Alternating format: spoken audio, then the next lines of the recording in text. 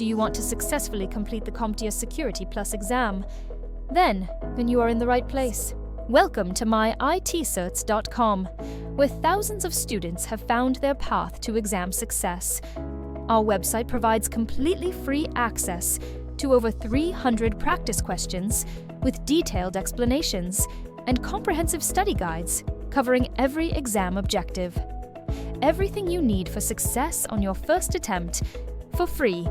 In this video, we will cover questions from general security concepts, threats, vulnerabilities and mitigations, security architecture, security operations, and security program management and oversight.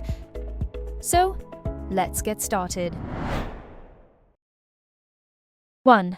A healthcare organization is implementing a new system that requires users to scan their fingerprint before accessing patient records. What category of security control is being implemented? A. Operational control. B. Technical control. C. Physical control. D. Managerial control. Can you guess the answer? Correct answer: B. Technical control. Explanation: Option B is correct because biometric authentication systems, like fingerprint scanners, are technical controls. They use technology implemented through hardware/software to protect assets and require technical knowledge to implement. Option A, operational control, is incorrect because operational controls involve people and procedures, like training or backup procedures, not automated technological solutions. Option C, physical control, is incorrect because physical controls secure the physical environment, like locks or fences. While biometric readers can control physical access to rooms, in this case, they're controlling access to digital patient records. Option D, managerial control, is incorrect because managerial controls focus on policies, risk assessments, and administrative decisions, not technological implementations. 2. A company has implemented a system that alerts security personnel when unusual file access patterns are detected on servers. Which type of security control is this? A. Preventive control. B. Compensating control. C. Detective control. D. Do you know the answer?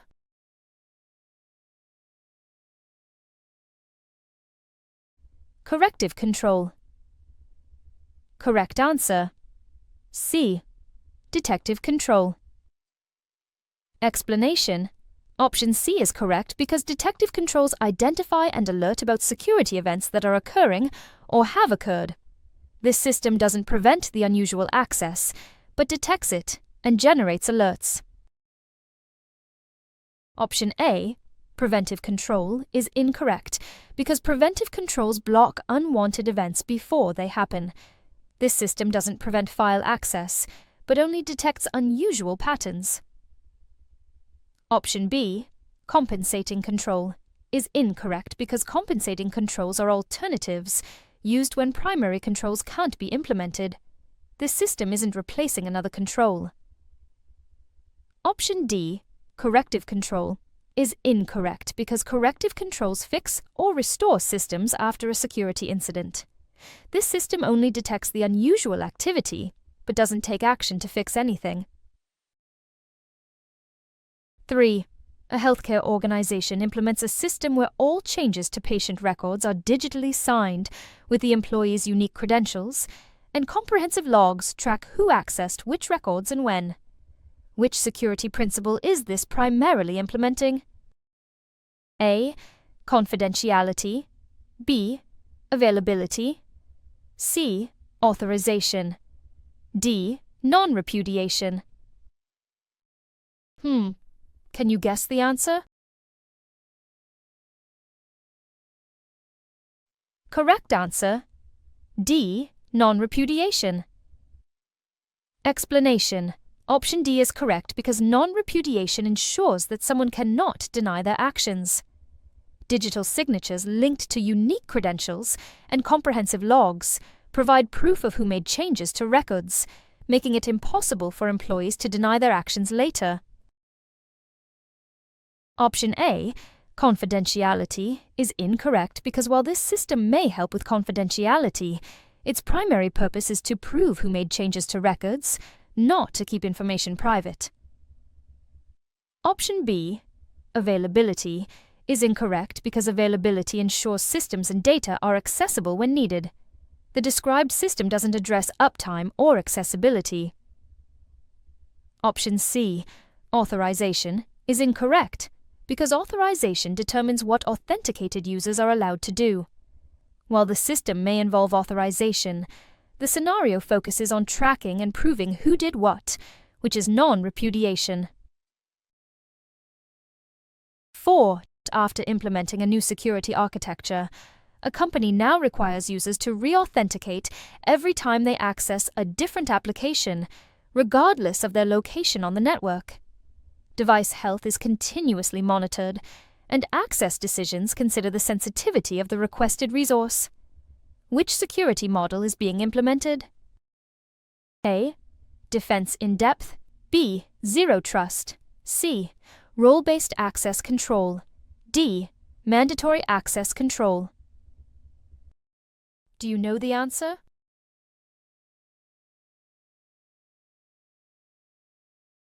Correct answer, B. Zero trust. Explanation. Option B is correct because zero trust follows the never trust, always verify principle. Key elements of zero trust present in the scenario include continuous verification, re-authentication for each application, device health monitoring, and context-aware access decisions that don't automatically trust users based on network location. Option A, defense in depth, is incorrect because defense in depth refers to using multiple layers of security controls, which isn't the main focus of this scenario. Option C, role-based access control, is incorrect because role-based access control is an authorization model based on job roles, which isn't specifically mentioned in the scenario. Option D, mandatory access control, is incorrect because mandatory access control is a strict access control model where the system enforces access based on sensitivity labels, which isn't described in this scenario. 5. A network administrator wants to modify a firewall rule to allow traffic for a new business application. After documenting the proposed change, what should be the next step in the change management process?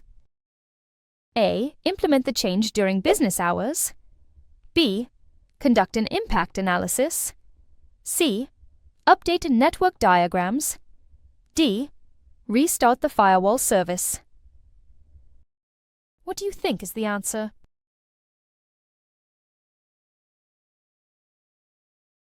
Correct answer. B. Conduct an impact analysis. Explanation. Option B is correct because conducting an impact analysis is the appropriate next step after documenting a proposed change. Impact analysis evaluates potential effects, risks, and consequences of the change before proceeding with implementation. Option A, implement the change during business hours, is incorrect because implementing a change during business hours without prior analysis, testing, or approval could disrupt critical services and create security risks. Option C, update network diagrams, is incorrect because updating network diagrams happens after a change is approved and implemented, not before the change is analyzed. Option D, restart the firewall service, is incorrect because restarting the firewall service is a technical implementation step that should only occur after proper analysis, approval, and during a scheduled maintenance window. 6. A security team is preparing to apply critical security patches to production database servers. Which of the following should be created first to minimize potential negative impacts? A. An updated network diagram. B. A backout plan. C. A new allow list. D. An updated security policy. Do you know the answer?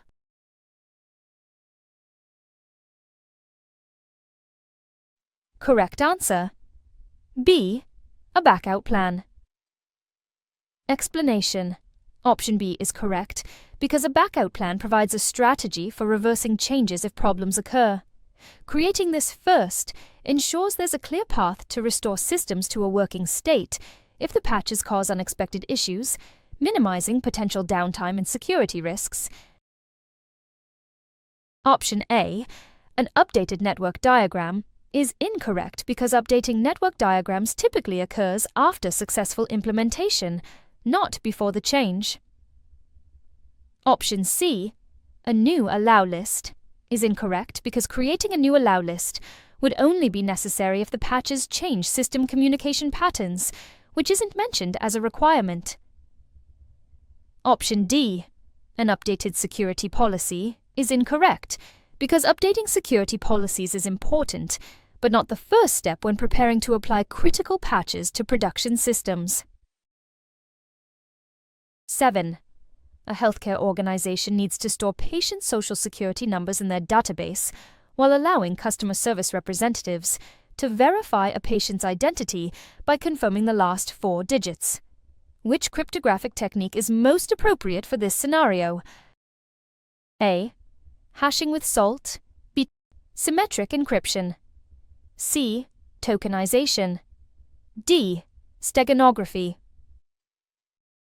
What do you think is the answer?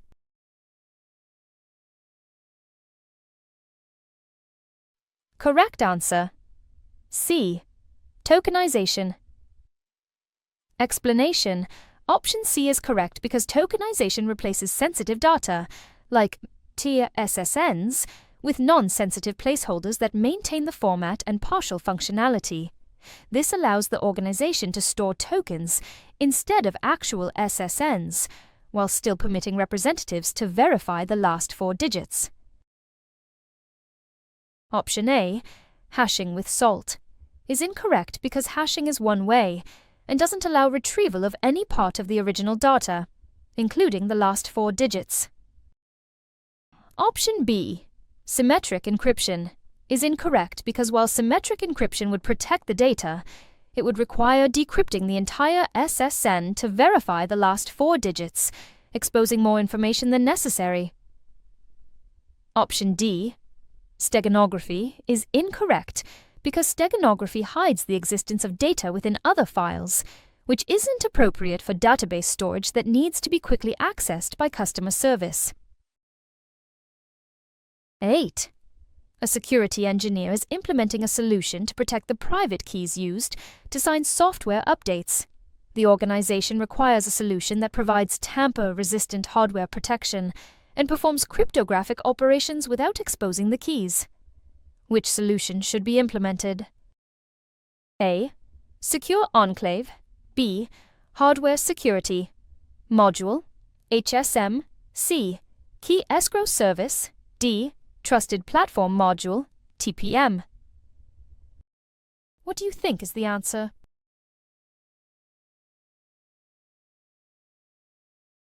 Correct answer. D. Hardware Security Module. HSM. Explanation. Option B is correct because a hardware security module, HSM, is a dedicated cryptographic processor specifically designed to manage digital keys and perform cryptographic operations like signing without exposing the keys. HSMs offer the highest level of protection for critical keys used in enterprise applications like code signing.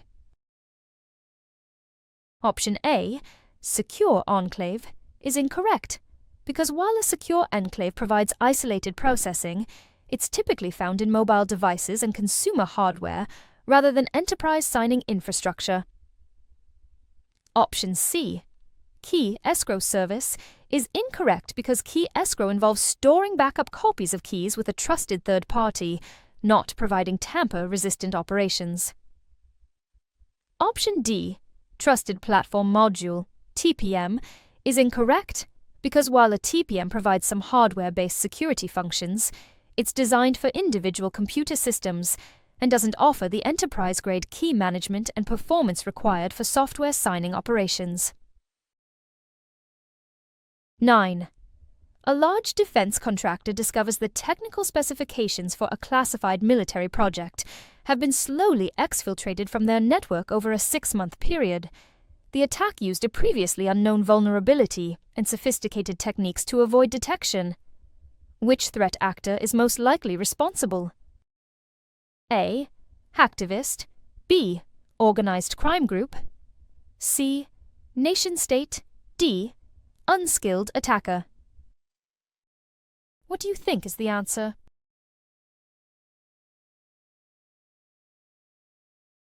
Correct answer, C.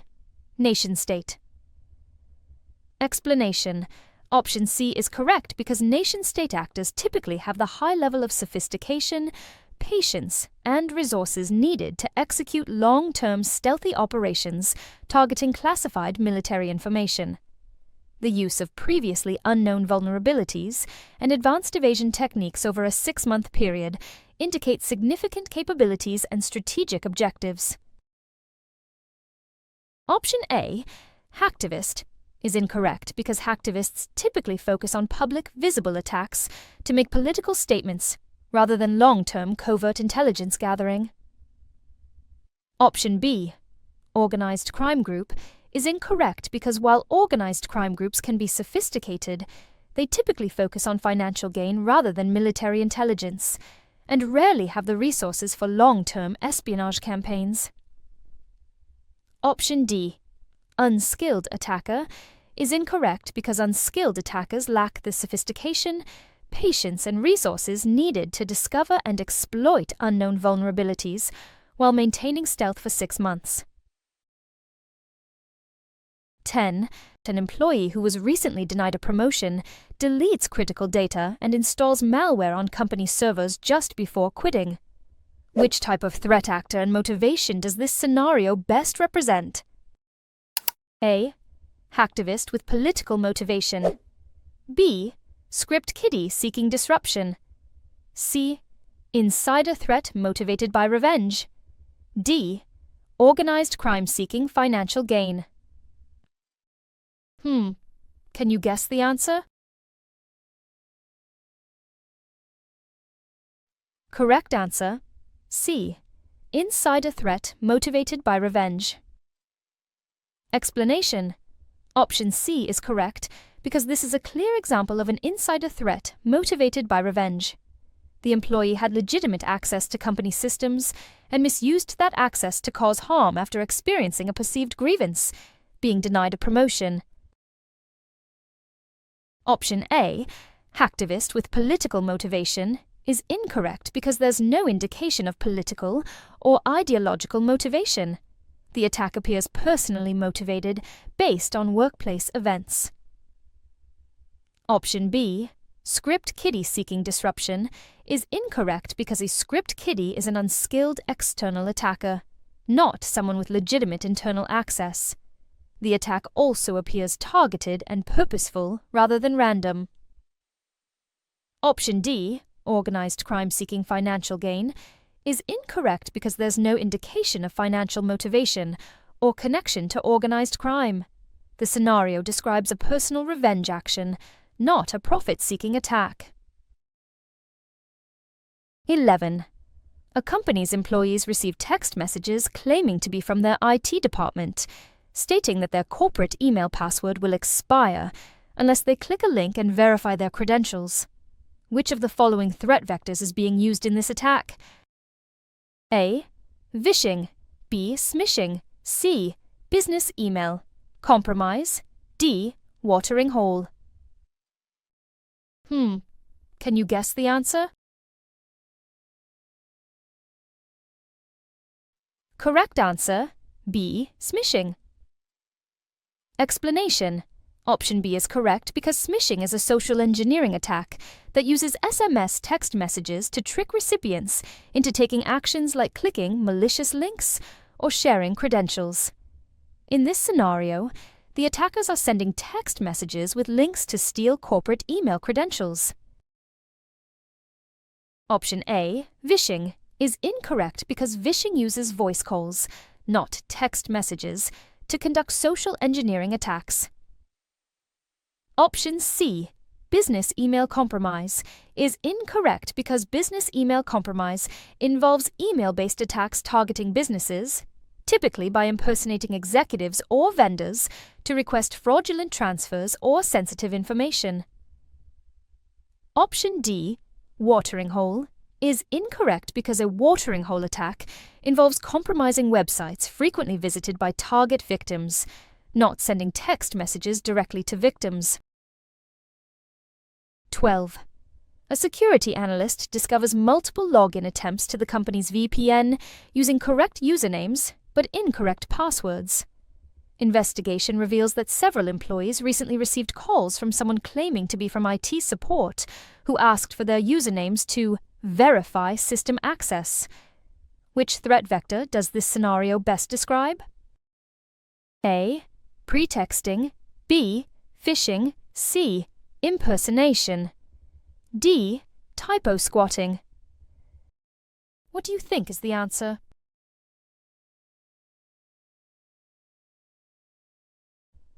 Correct answer, A. Pretexting. Explanation.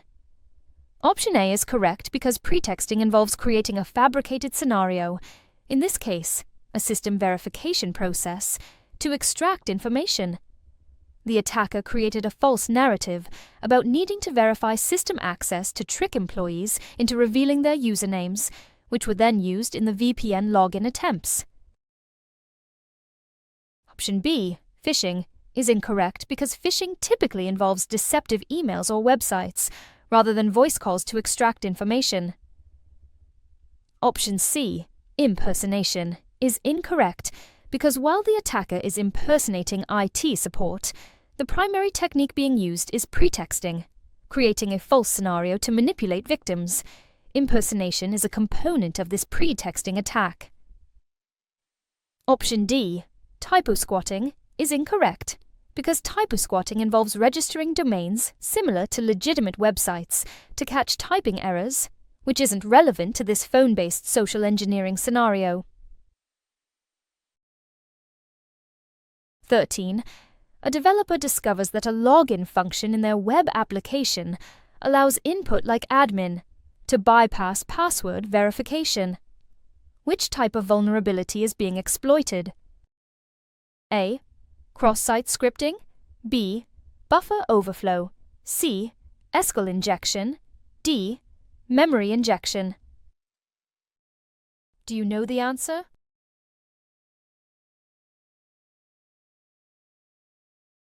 Correct answer, C. SQL injection.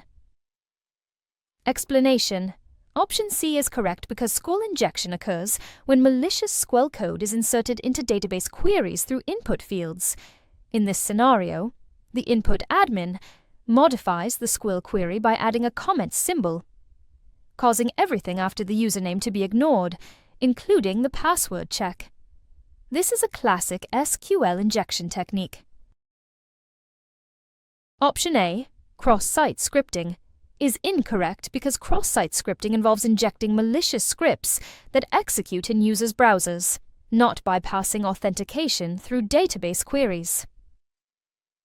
Option B, buffer overflow, is incorrect because buffer overflow involves sending excessive data to overflow memory buffers, not manipulating query logic through special characters. Option D, memory injection, is incorrect because memory injection involves placing and executing malicious code in a program's memory space, not manipulating database queries. 14. A security researcher discovers that when two virtual machines are running on the same physical server, one VM can determine what encryption keys the other VM is using by monitoring subtle timing variations in CPU cache TIA's access. Which vulnerability type does this best represent? A. Virtual machine escape. B. Resource reuse. C. memory injection, D. Side loading. Can you guess the answer? Correct answer, B. Resource reuse. Explanation. Option B is correct because resource reuse vulnerabilities occur when multiple virtual instances share underlying physical resources, leading to information leakage. In this scenario, the shared CPU cache, a physical resource used by multiple VMs, allows one VM to gather information about another through side-channel timing analysis. Option A, virtual machine escape, is incorrect because VM escape involves breaking out of the VM isolation completely to access the host system or other VMs directly, not just gathering information through shared resources. Option C, memory injection, is incorrect because memory injection involves placing malicious code into a program's memory space, not monitoring resource usage patterns. Option D, side loading, is incorrect because side loading refers to installing mobile applications from unofficial sources, which is unrelated to virtualization vulnerabilities. 15. A user reports that all documents on their computer suddenly have new file extensions ending with "no encrypted," and they can no longer open them. They also found a text file on their desktop with instructions for paying cryptocurrency to recover their files. Which type of malicious activity is most likely occurring? A. Keylogger, B. Ransomware, C. Logic bomb, D. Trojan. What do you think is the answer?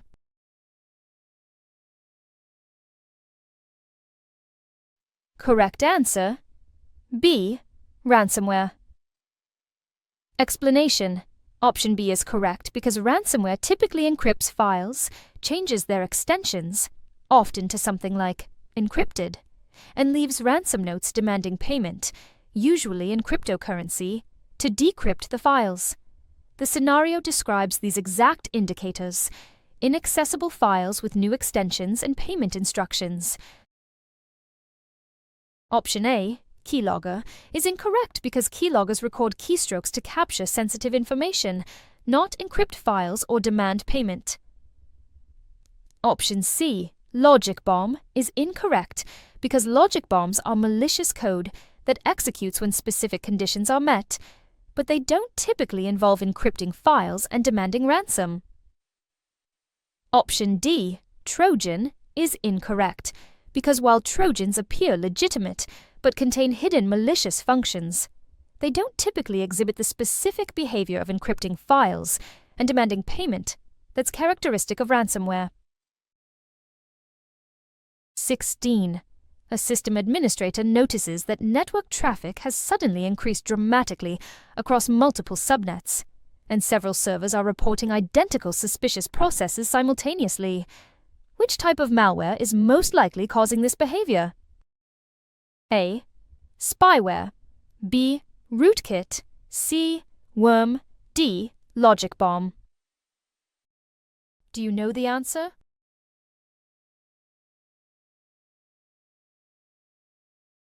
Correct answer, C. Worm. Explanation. Option C is correct because worms are self-replicating malware that spread across networks without user interaction. The key indicators in this scenario are the sudden increase in network traffic from worm propagation and identical processes appearing simultaneously on multiple systems, which is characteristic of worm infections. Option A, spyware, is incorrect because spyware focuses on monitoring user activities and stealing information, not rapidly spreading across networks with high traffic volumes. Option B, rootkit, is incorrect because rootkits focus on hiding their presence while maintaining privileged access, not generating high network traffic or spreading to multiple systems simultaneously. Option D, logic bomb, is incorrect because logic bombs execute when specific conditions are met, but don't typically self-replicate across networks or cause high network traffic. 17. A hospital is concerned about the potential impact of ransomware after several healthcare organizations in the region were affected. Which combination of security measures would best mitigate this threat? A. Host-based firewalls and changing default passwords. B. Application. Allow listing and network segmentation. C. Updating the privacy policy and installing endpoint protection. D. User training and upgrading to the latest operating system. Do you know the answer?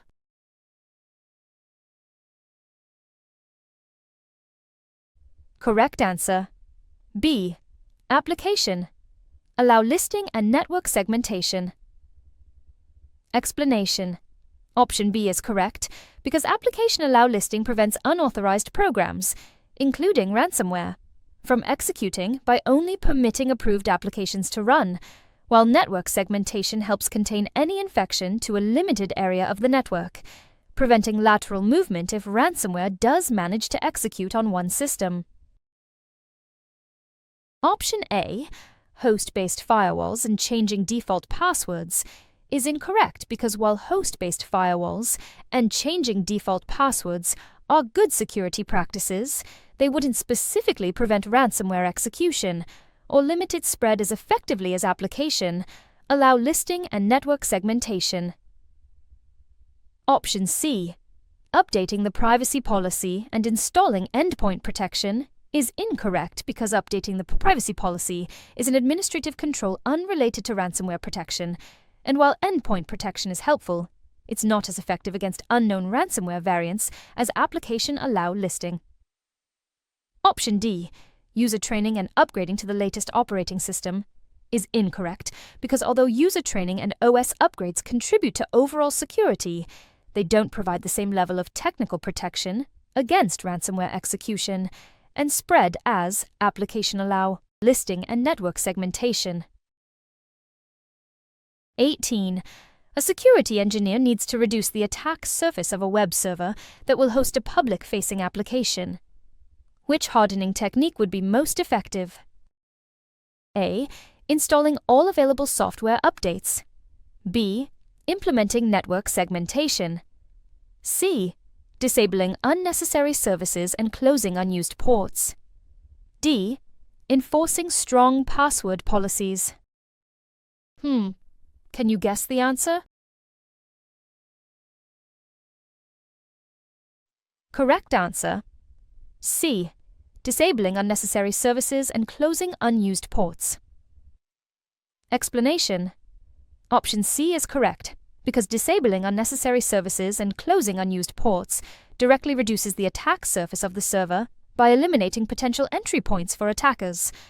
With fewer services running, there are fewer vulnerabilities to exploit.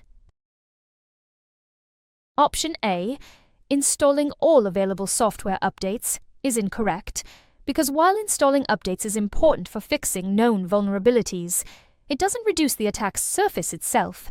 It only secures the existing surface.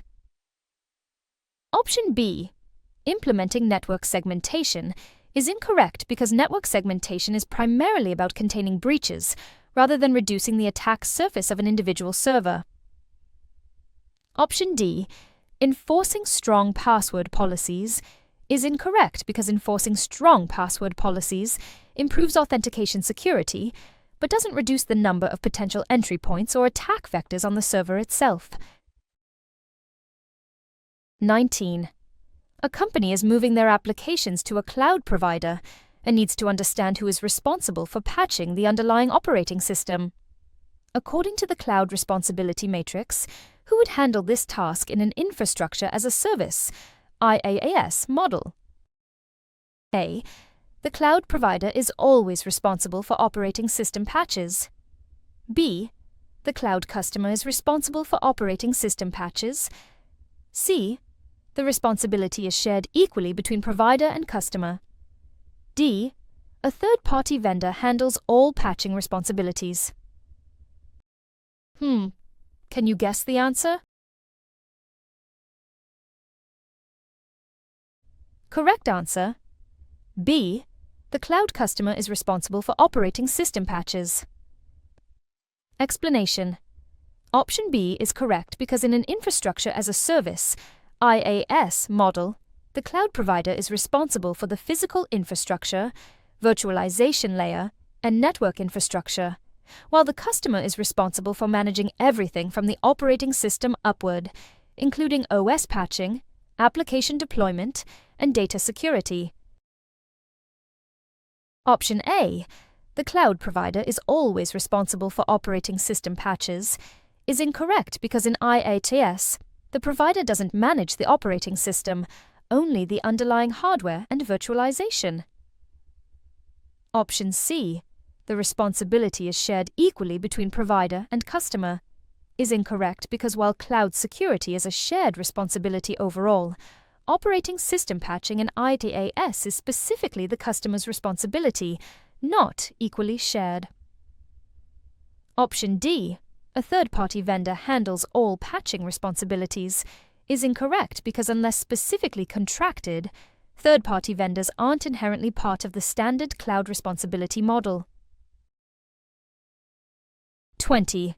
A manufacturing company needs to protect its industrial control systems, ICS, that manage critical machinery. Which security architecture approach would best address their requirements? A. Implementing a serverless architecture. B. Moving the control systems to public cloud infrastructure. C. Physical isolation through an air-gapped network. D. Using microservices for control system components. What do you think is the answer?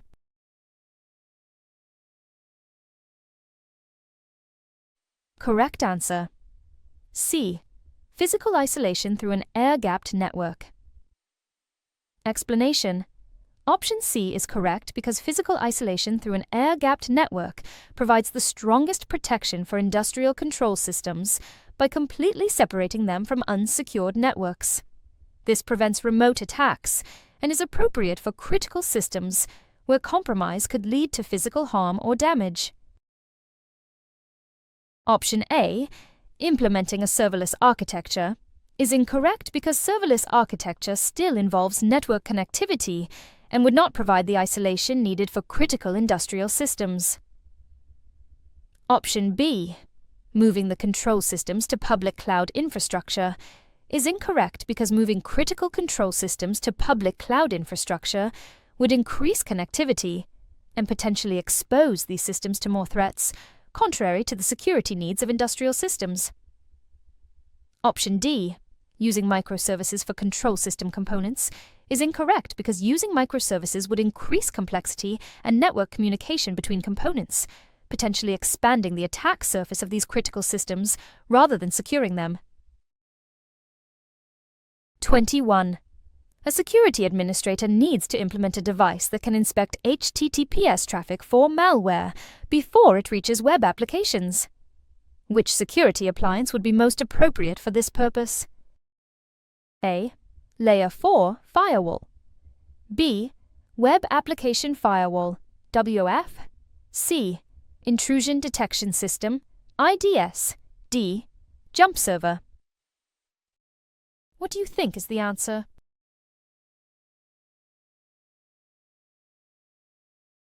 Correct answer, B.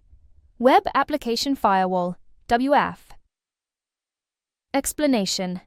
Option B is correct because a web application firewall, WAF, is specifically designed to protect web applications by monitoring and filtering HTTPS traffic. WAFs can inspect the content within web requests, including encrypted HTTPS traffic after decryption, to detect and block malware and other web-based attacks before they reach the applications. Option A, Layer 4 Firewall, is incorrect because a Layer 4 firewall operates at the transport layer and only examines IP addresses, ports, and protocols. It cannot inspect the content of HTTPS traffic to detect malware. Option C, Intrusion Detection System, IDS, is incorrect because an IDS is a passive monitoring device that only detects and alerts about suspicious activity without blocking it, whereas the scenario requires actively inspecting and preventing malware from reaching web applications. Option D, jump server, is incorrect because a jump server is used as a secure gateway for administrative access to other systems, not for inspecting web traffic for malware. 22. A company is concerned about unauthorized devices connecting to network switch ports. Which security technology should they implement to require authentication before granting network access? A. Network Address Translation, NAT, B. 802.1. Export Security, C. Intrusion Prevention System, IPS, D. Web Application Firewall, WAF. What do you think is the answer?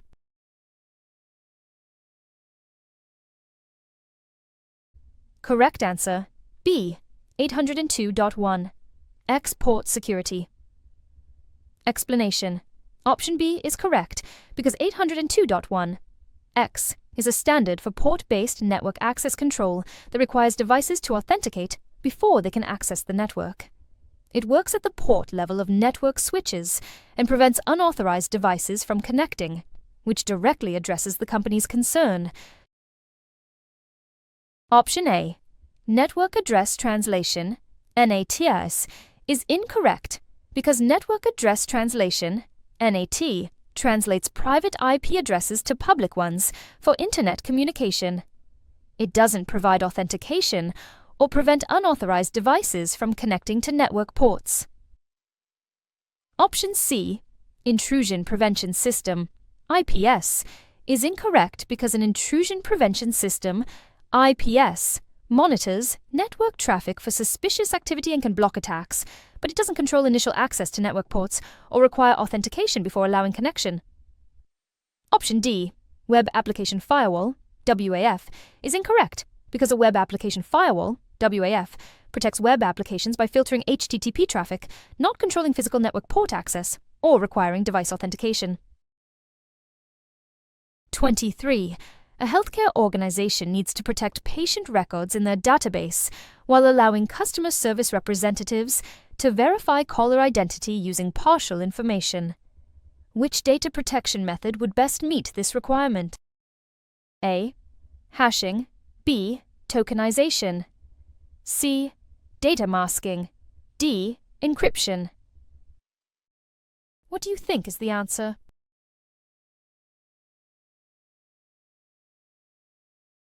Correct answer, C. Data masking. Explanation. Option C is correct because data masking allows partial visibility of sensitive information while hiding the rest. This perfectly meets the requirement to protect the full patient records, while still allowing customer service representatives to verify identity using partial information, like seeing the last 4 digits of an ID number. Option A, hashing, is incorrect because hashing is a one-way function that converts data into a fixed length string that cannot be reversed, which would make the information unusable for identity verification. Option B, tokenization, is incorrect because tokenization replaces sensitive data with non-sensitive placeholders stored in a separate token vault, which wouldn't allow representatives to see partial original data for verification.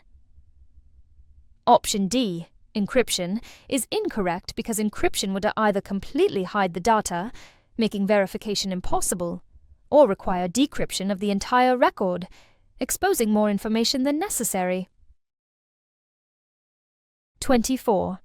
A multinational corporation is expanding operations to the European Union and needs to store EU customer data in compliance with regulations.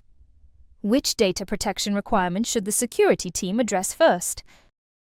A. Implementing stronger encryption to algorithms. B. Data sovereignty considerations for storage location. C. Creating a public classification for all customer data. D. Switching from tokenization to hashing for all data. Do you know the answer?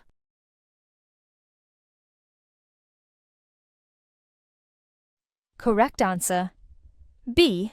Data sovereignty considerations for storage location. Explanation. Option B is correct because data sovereignty requirements are the most critical initial consideration when expanding to the EU, particularly with GDPR requirements. Data sovereignty deals with where data is physically stored and processed, and EU regulations typically require EU citizen data to remain within the EU or countries with adequate protection levels.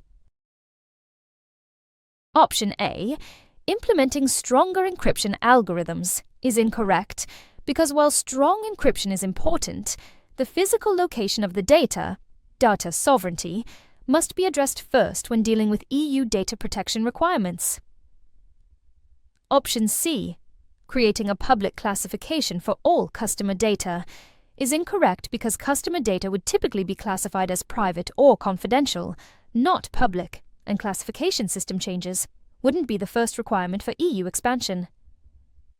Option D, switching from tokenization to hashing for all data, is incorrect because switching protection methods from tokenization to hashing isn't specifically required by EU regulations, and hashing wouldn't be appropriate for all data types since it's irreversible.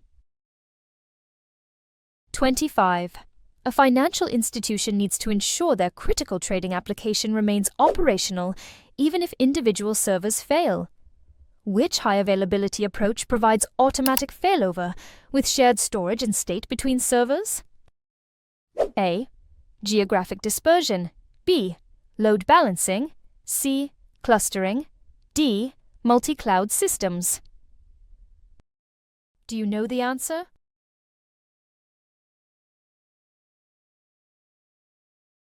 Correct answer. C. Clustering. Explanation.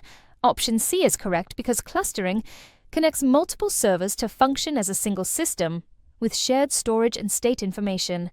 If one server fails, the others automatically take over with minimal disruption, which is ideal for critical applications like trading systems that require continuous operation. Option A, geographic dispersion, is incorrect because geographic dispersion involves spreading resources across different physical locations to protect against regional disasters, but doesn't specifically address automatic failover between servers. Option B, load balancing, is incorrect because while load balancing distributes traffic across multiple servers and can route around failed servers, it doesn't typically involve shared storage and state between servers, which is needed for a critical application that must maintain transaction state. Option D, multi-cloud systems, is incorrect because multi-cloud systems involve using services from multiple cloud providers for resilience, but doesn't specifically address the automatic failover with shared state needed for the trading application. 26. A healthcare organization needs to implement a backup strategy for patient records that minimizes the risk of data loss in case of a disaster at their primary location. Which approach best addresses this requirement? A. Continuous backup stored only on-site for fastest recovery. B. Weekly backups with off-site storage and encryption. C. Frequent backups with both on-site and encrypted off-site copies. D. Daily snapshots stored on the same storage system as the production data. Do you know the answer?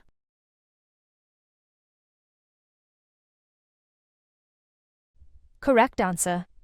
C. Frequent backups with both on-site and encrypted off-site copies.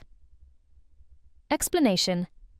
Option C is correct because frequent backups with both on-site and encrypted off-site copies provides the most comprehensive protection. On-site backups allow for quick recovery from routine issues, while encrypted off-site copies ensure data remains protected and recoverable, even if the primary location experiences a complete disaster. Option A, continuous backups stored only on-site for fastest recovery, is incorrect because storing backups only on-site leaves them vulnerable to site-wide disasters, fire, flood, etc., which would result in complete data loss despite the continuous backup frequency. Option B, weekly backups with off-site storage and encryption, is incorrect because weekly backups could result in up to a week of data loss, which is too much potential data loss for critical patient records in a healthcare environment. Option D, daily snapshots stored on the same storage system as the production data, is incorrect because storing snapshots on the same storage system as production data leaves them vulnerable to storage system failures or site-wide disasters. 27. A security administrator needs to ensure all company laptops meet minimum security requirements before they can connect to the corporate network. Which of the following should be implemented first? A. Mobile Device Management, MDM. B. Full disk encryption.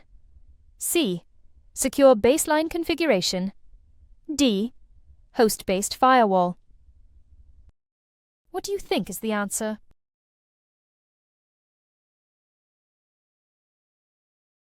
Correct answer. C.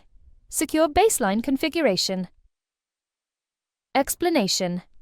Option C is correct because establishing a secure baseline configuration is the first step in ensuring devices meet minimum security requirements. A secure baseline defines the standard security settings all devices must meet, which provides the foundation for consistent security across all company laptops. Option A, Mobile Device Management, MDM, is incorrect because MDM is primarily for mobile devices like smartphones and tablets, not typically for laptops, and would be implemented after establishing what the security requirements are. Option B, Full Disk Encryption, is incorrect because while full disk encryption is an important security control, it would be one component of a secure baseline rather than the first step in the process. Option D, Host-based firewall, is incorrect because configuring a host-based firewall would be one component of a secure baseline rather than the first step in ensuring security requirements. 28. A financial institution wants to improve the security of its wireless network that transmits sensitive financial data. Which wireless security protocol should they implement? A. WEP with 128-bit encryption. B. WPA with TKIP. C. WPA2 with TKIP. D. WPA3 with AES GCMP. What do you think is the answer?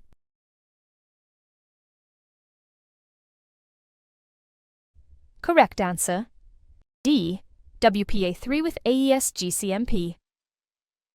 Explanation. Option D is correct because WPA3 with AES GCMP provides the strongest wireless security available, offering improved encryption, protection against brute force attacks, and forward secrecy. For a financial institution transmitting sensitive data, the highest level of wireless security is appropriate. Option A, WEP with 128-bit encryption, is incorrect because WEP is an outdated protocol with serious security vulnerabilities that can be easily cracked, making it inappropriate for sensitive financial data. Option B, WPA with TKIP, is incorrect because WPA with TKIP is an older protocol with known vulnerabilities, making it inappropriate for securing sensitive financial information. Option C, WPA2 with TKIP, is incorrect because although WPA2 is more secure than WEP or original WPA, TKIP is a weaker encryption protocol compared to AES. Additionally, WPA3 offers significant security improvements over WPA2 that would be important for financial data. 29. A financial institution is retiring old servers that contained customer financial records. Which of the following should be implemented to ensure data security during this process? A. Factory reset the servers before selling them to an electronics recycler. B. Format the hard drives and donate the servers to a local school. C. Perform a secure wipe, physically destroy the storage media, and obtain a certificate of destruction. D. Encrypt the hard drives before disposing of the servers. What do you think is the answer?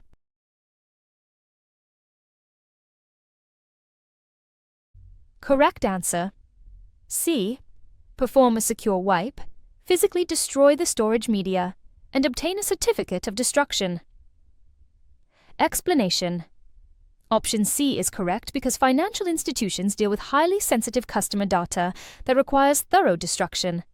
A secure wipe followed by physical destruction ensures the data cannot be recovered, and obtaining a certificate of destruction provides documentation for compliance purposes and proof that proper procedures were followed.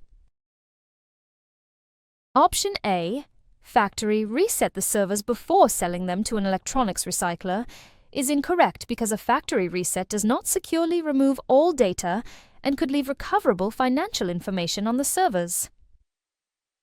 Option B, format the hard drives and donate the servers to a local school, is incorrect because standard formatting does not securely remove data, and donating servers that previously contained sensitive financial information creates significant risk of data exposure. Option D, encrypt the hard drives before disposing of the servers, is incorrect because encrypting drives before disposal doesn't remove the data. It only makes it harder to access. If the encryption keys are compromised, the data could still be recovered. 30. A healthcare organization is implementing a new asset management program. Which of the following should be their first step to ensure security is properly addressed? A. Install tracking software on all devices. B. Create an asset classification system based on sensitivity and criticality. C. Implement a data retention policy. D. Purchase new asset tags for all equipment. Do you know the answer?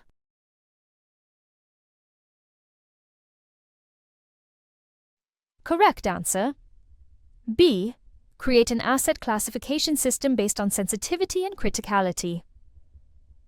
Explanation.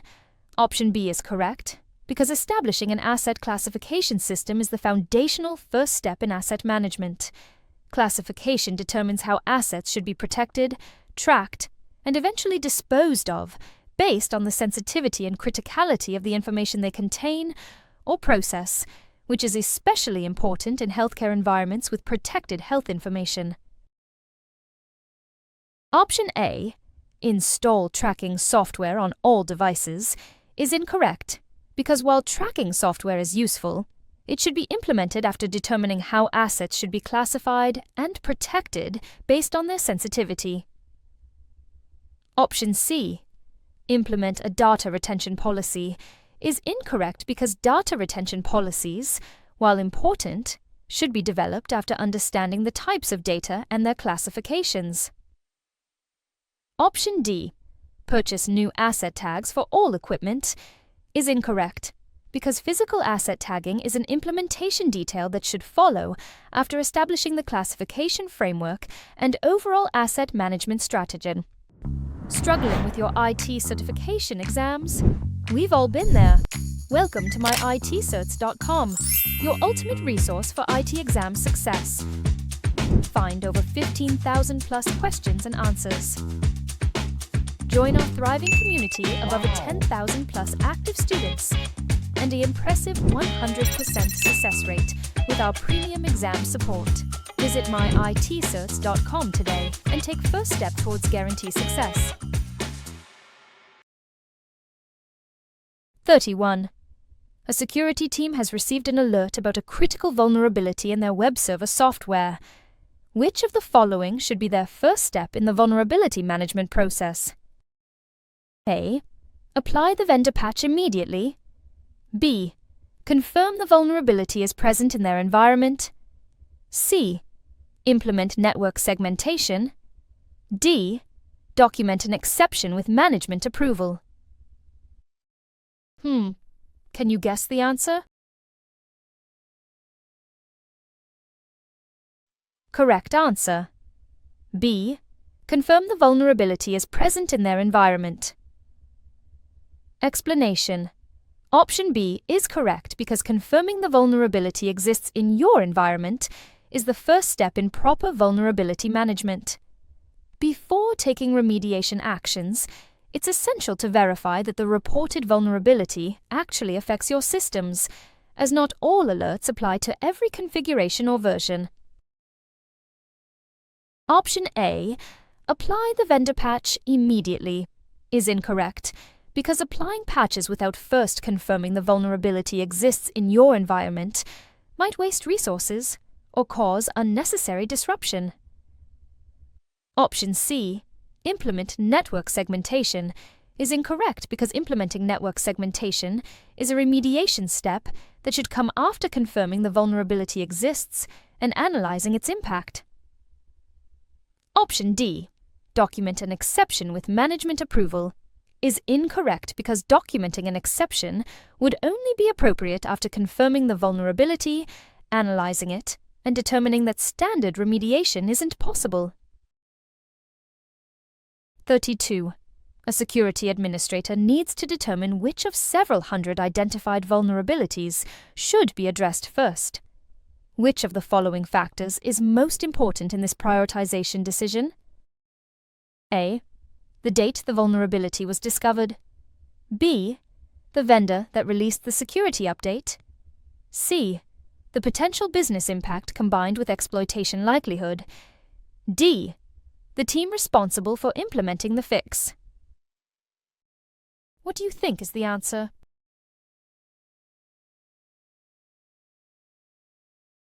Correct answer, C. The potential business impact combined with exploitation likelihood. Explanation. Option C is correct because prioritizing vulnerabilities should be based on risk, which is a combination of potential impact and likelihood of exploitation. Vulnerabilities that could cause significant business damage and are likely to be exploited should be addressed first, regardless of when they were discovered or who needs to fix them. Option A, the date the vulnerability was discovered, is incorrect because the discovery date alone doesn't determine risk priority. Newer vulnerabilities aren't necessarily more critical than older ones. Option B, the vendor that released the security update, is incorrect because the vendor releasing the update isn't a primary factor in prioritization. The severity and potential impact of the vulnerability are more important considerations. Option D, the team responsible for implementing the fix, is incorrect because while resource availability is a practical consideration, the team responsible for implementing the fix shouldn't be the primary factor in determining which vulnerabilities pose the greatest risk and should be addressed first. 33. A security analyst notices that when investigating potential security incidents, the team struggles to correlate events across different systems because timestamps don't align. Which of the following should be implemented first to resolve this issue? A. Implement a SY0-701 solution. B. Deploy agent-based monitoring. C. Synchronize time across all systems. D. Configure log aggregation. Can you guess the answer? Correct answer. C. Synchronize time across all systems. Explanation. Option C is correct because time synchronization across systems is essential for effective log aggregation and event correlation. Without synchronized clocks, security events from different systems cannot be accurately sequenced or related to each other, making it difficult to understand the timeline of an attack. Option A, implement a SY0-701 solution, is incorrect because implementing a SY0-701 would help with correlation, but wouldn't solve the timestamp problem without time synchronization first. Option B, deploy agent-based monitoring, is incorrect because agent-based monitoring doesn't address the timestamp inconsistency issue directly. Option D, configure log aggregation, is incorrect because configure log aggregation would still suffer from misaligned timestamps even if logs were collected in one place. 34. A healthcare organization needs to detect unauthorized access to patient records. Which combination of monitoring tools would be most effective for this specific scenario? A. Antivirus and netflow analysis. B. SNMP traps and vulnerability scanners. C. SY0-701 and data loss prevention. DLP. D. Benchmarks and SCAP tools. Do you know the answer?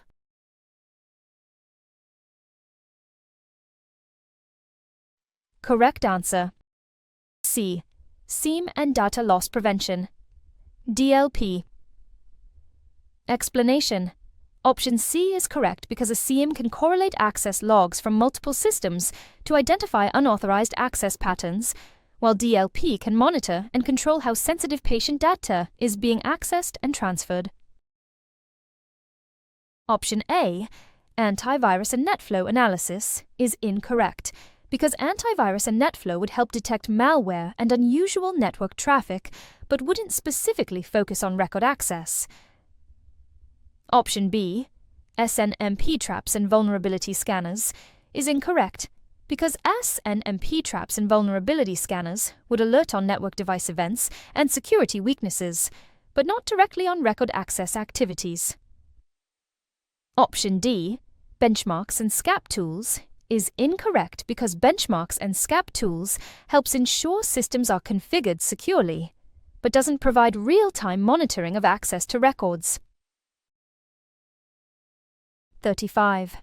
A healthcare organization wants to implement an access control model where different healthcare workers have access to patient records based on their job functions. Which of the following access control models would best meet this requirement? A. Mandatory Access Control, MAC. B. Discretionary Access Control, DAC. C. Role-Based Access Control, RBAC. C. D. Rule-Based Access Control. What do you think is the answer?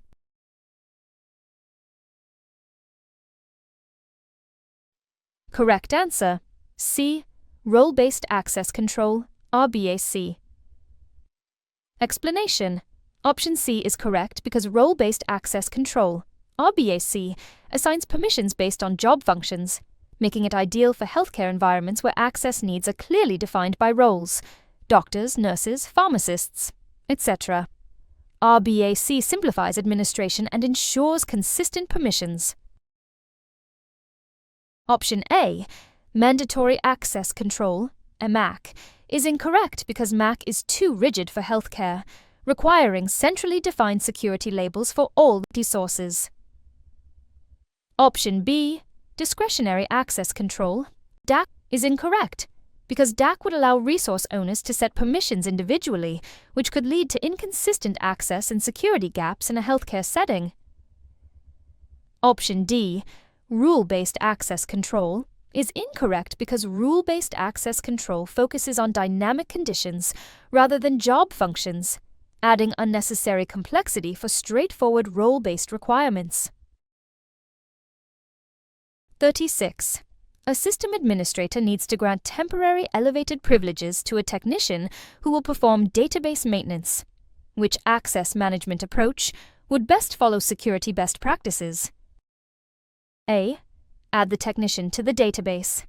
Administrators group permanently. B. Share the admin account credentials with the technician. C. Implement just-in-time privileges that expire after maintenance. D. Create a new admin account with a complex password. What do you think is the answer?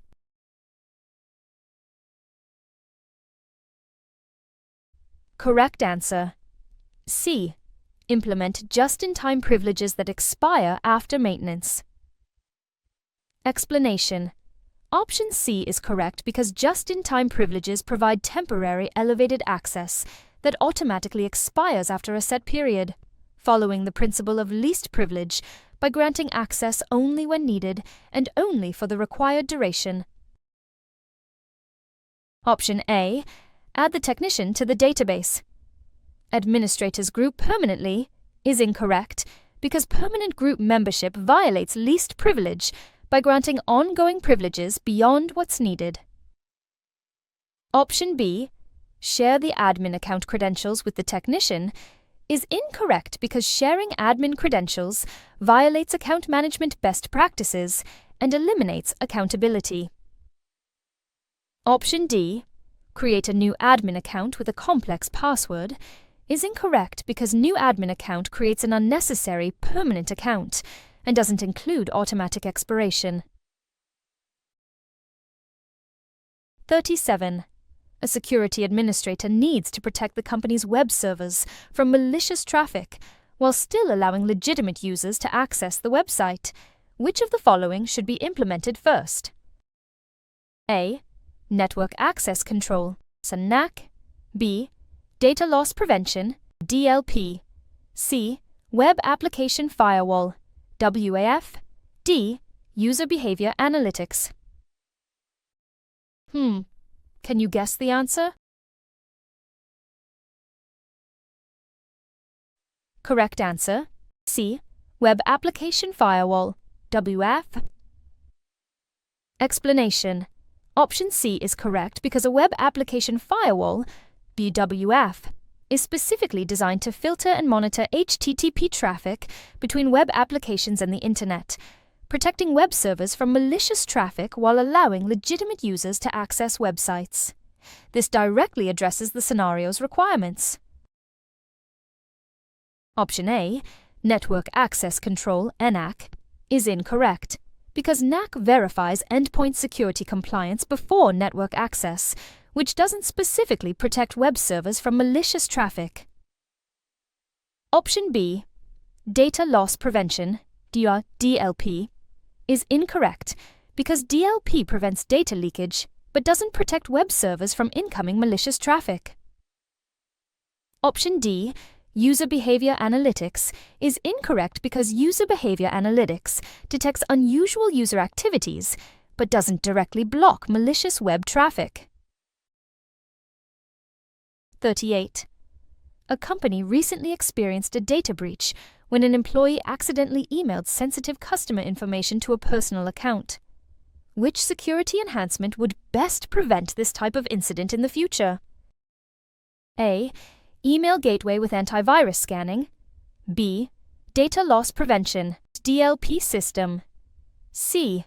DMARC implementation. D. Network access control. Can you guess the answer? Correct answer, B. Data loss prevention, DLP system. Explanation.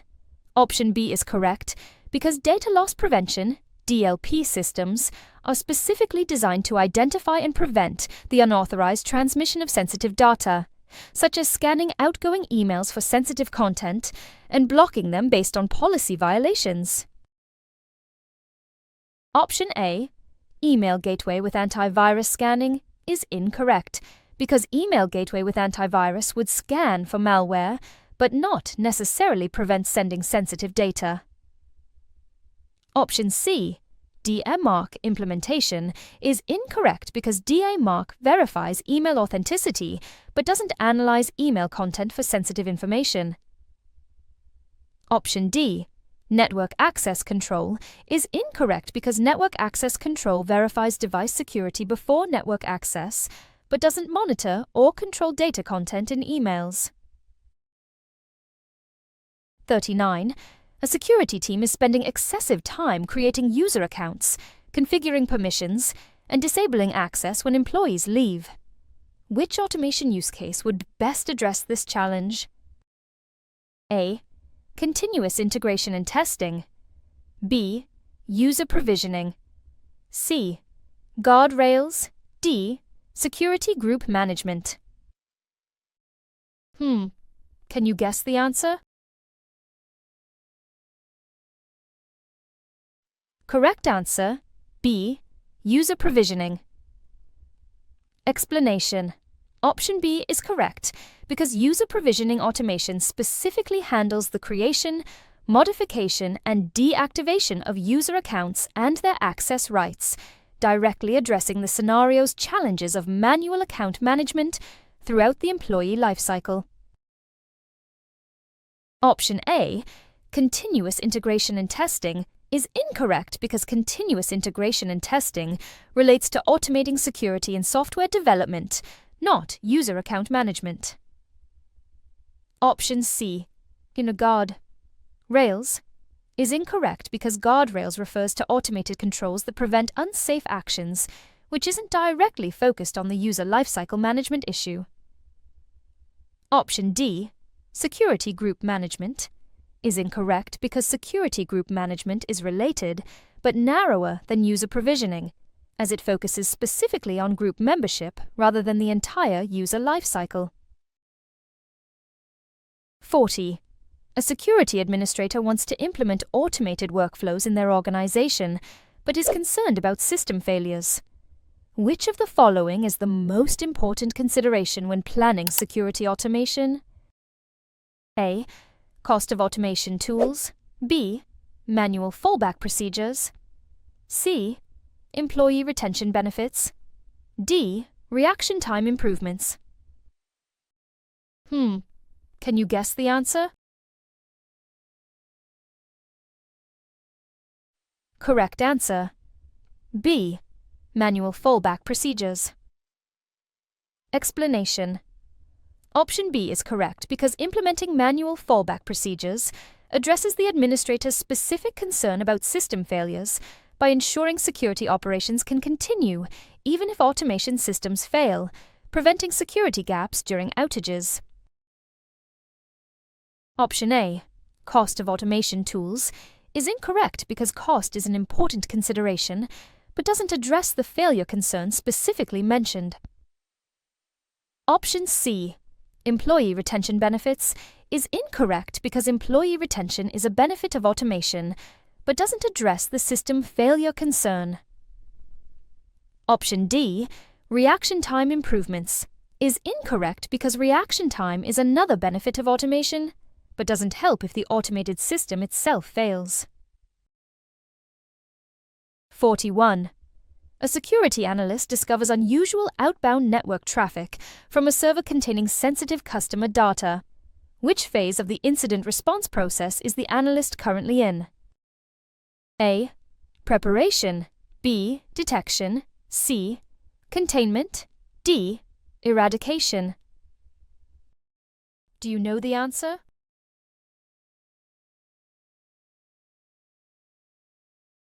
Correct answer. B. Detection. Explanation. Option B is correct because the analyst is identifying a potential security incident through the discovery of unusual network traffic, which is a key activity in the detection phase.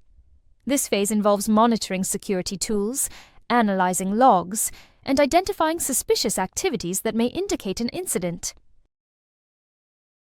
Option A, preparation, is incorrect because preparation occurs before an incident, involving creating plans and establishing capabilities. Option C, containment, is incorrect because containment would involve taking actions to limit damage after confirming an incident. Option D, eradication, is incorrect because eradication focuses on removing the threat from the environment after it's been contained and analyzed. 42. After containing a ransomware outbreak, what should a security team do next? A. Restore systems from backups. B. Identify and remove malware from systems. C. Conduct a lessons learned review. D. Resume normal business operations. Can you guess the answer? Correct answer. B. Identify and remove malware from systems. Explanation. Option B is correct because after containment, the next phase is eradication, which involves identifying and removing malware from systems. This must occur before recovery to ensure the threat is eliminated and won't simply reappear when systems are restored. Option A, restore systems from backups, is incorrect because restore systems is part of the recovery phase, which comes after eradication. Option C, conduct a lessons learned review, is incorrect because lessons learned review is the final phase after recovery is complete. Option D, resume normal business operations, is incorrect because resume operations is also part of the recovery phase, which follows eradication. 43. A security analyst is investigating unusual outbound traffic from a server to an unknown IP address. Which of the following log sources would best help determine what specific data might have been transferred? A. Firewall logs. B. DNS logs. C. Packet captures. D. Authentication logs. What do you think is the answer?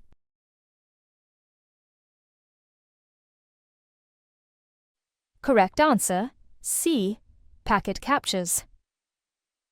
Explanation. Option C is correct because packet captures record the actual content and pattern of network communications, allowing analysts to examine exactly what data was transferred within packets. This provides significantly more detail than logs that only record connection metadata. Option A, firewall logs, is incorrect because firewall logs would show connections were made, but not the specific data transferred. Option B, DNS logs, is incorrect because DNS logs would show domain resolutions, but not the actual data transmitted. Option D, authentication logs, is incorrect because authentication logs would show login events, but not network data transfers. 44. During a security investigation, which of the following must be maintained to ensure evidence is admissible in legal proceedings? A. Packet captures. B. Chain of custody. C. Automated reports. D. Dashboard analytics. What do you think is the answer?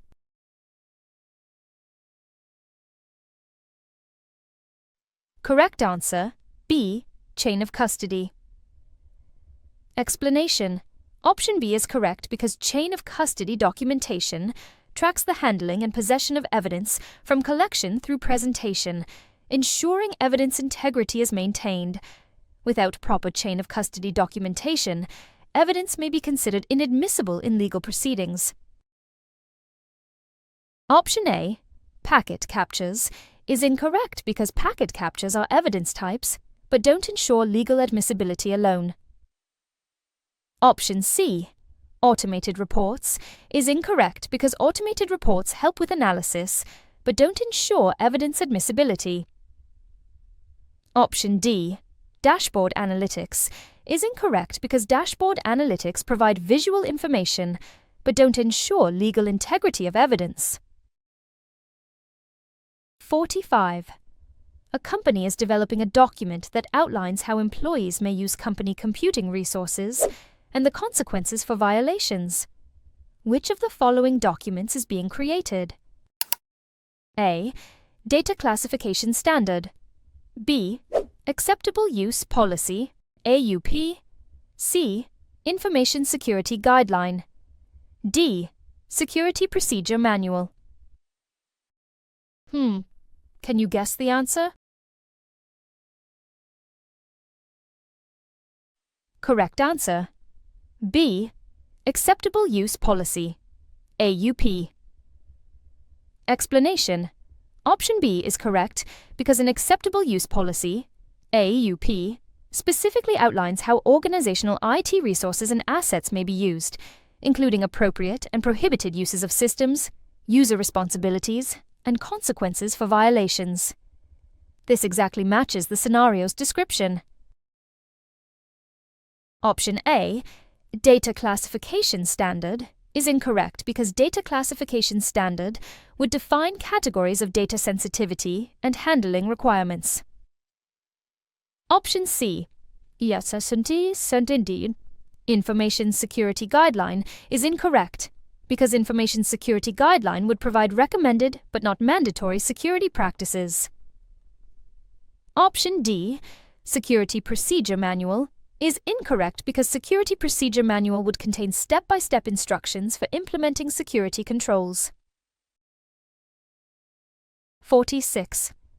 A security manager needs to create a document that establishes specific minimum password requirements for all company systems. Which type of security governance document should be created? A. Security Guideline. B. security policy. C, security standard.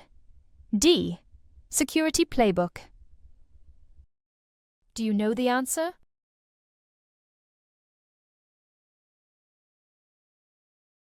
Correct answer. C, security standard.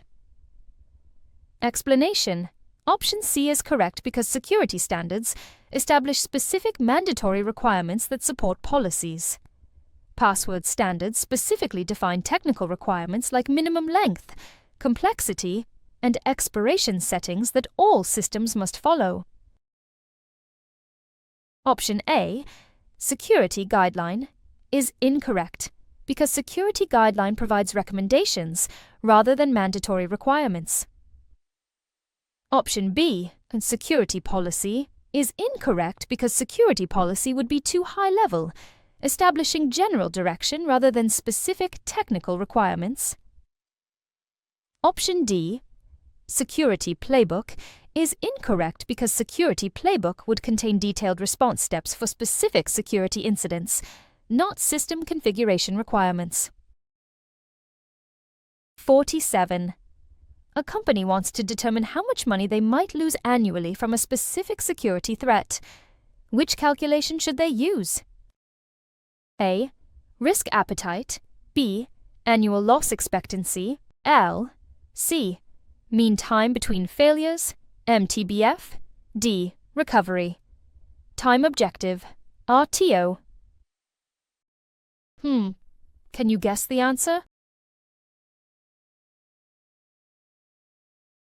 Correct answer. B, annual loss expectancy. AL. Explanation. Option B is correct because annual loss expectancy, AL, specifically calculates the expected monetary loss from a risk over a year. AL is calculated by multiplying the single loss expectancy, SLE, by the annualized rate of occurrence, ARO, providing a financial value for potential annual losses. Option A, risk appetite, is incorrect because risk appetite defines how much risk an organization is willing to pursue, not monetary loss. Option C, mean time between failures, MTBF, is incorrect because MTBF measures the average time between system failures, not financial impact. Option D, recovery time objective, RTO, is incorrect because RTO defines the maximum acceptable time to restore a system after disruption, not financial impact. 48. A security team has identified a critical vulnerability in their customer database, but decides not to implement additional controls because the cost exceeds the potential loss. Which risk management strategy is being used? A, risk mitigation. B, risk avoidance. C, risk acceptance. D, risk transfer. What do you think is the answer?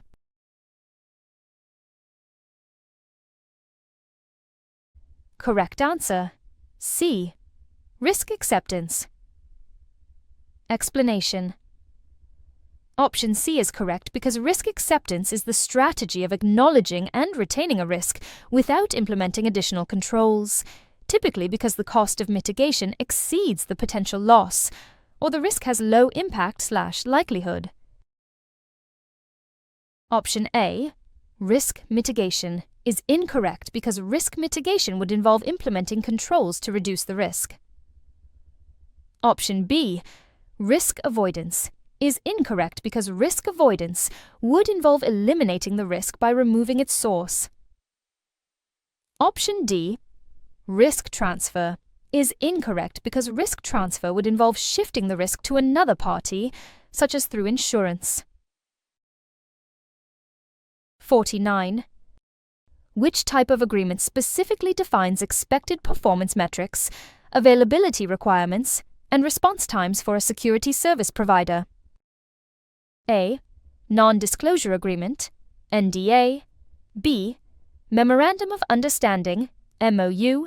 C, service level agreement, SLA. D, statement of work. So, what do you think is the answer?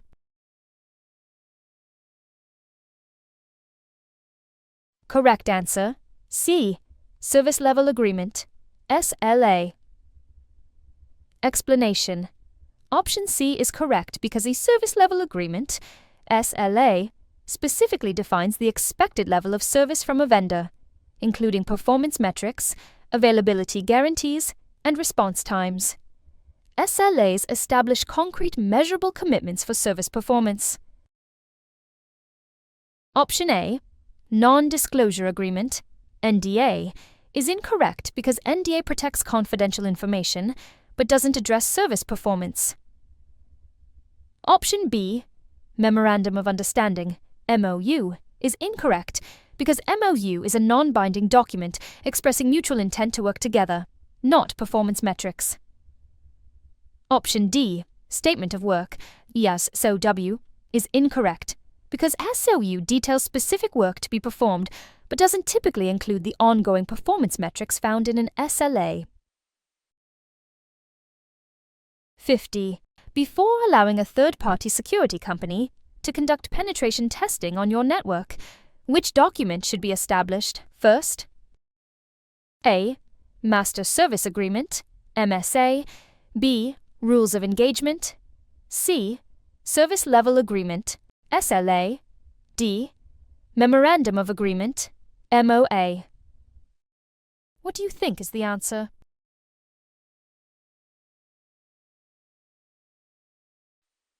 Correct answer, B. Rules of Engagement. Explanation.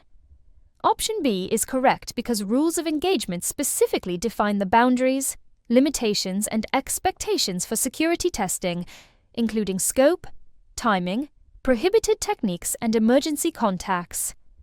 This document is critical before any penetration testing begins to prevent misunderstandings and potential damage.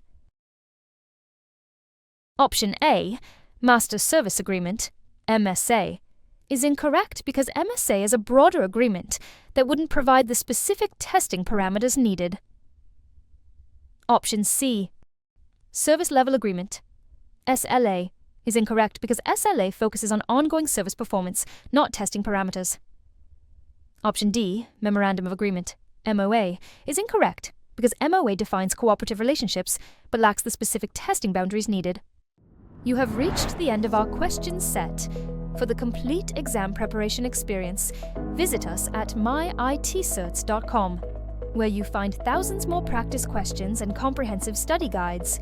You can study completely free using our study materials and questions and ace your exams with confidence. Thank you for studying with us today. See you in the next video.